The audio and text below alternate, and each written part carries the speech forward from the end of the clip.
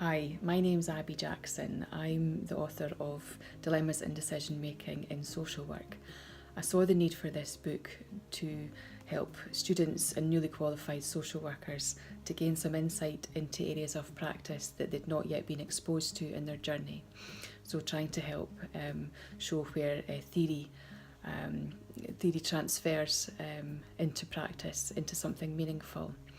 So the book is a series of fictional characters told from the perspective of a pretend social worker, so a snapshot in time of the interaction that they're having with the person that they serve. So it's intended to illustrate kind of practice dilemmas. For example, how do you respond to somebody who is vulnerable where there's evidence that their son is potentially growing cannabis in the garage? Or how do you respond when how do you respond to a child when their father has just been arrested, for example. So the book is intended as a springboard for discussion. So really kind of, it's not the definitive best practice, examples, even if they do exist, but it's a way of opening up discussion and critique. So, a starting point for further research, and I hope people can kind of, lift the reflective questions and apply them kind of like in real time in their own practice.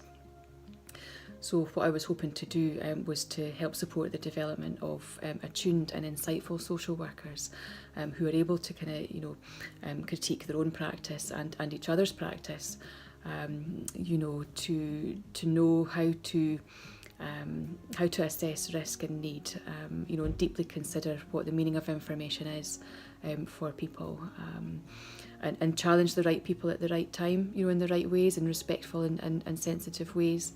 And I would hope, to help support students and social workers to feel a sense of practice efficacy, that their decision making is kind of, built on strong foundations. So I'm really looking forward to hearing, some feedback. Welcome that as always, and thank you very much for listening, and best of luck. Thank you.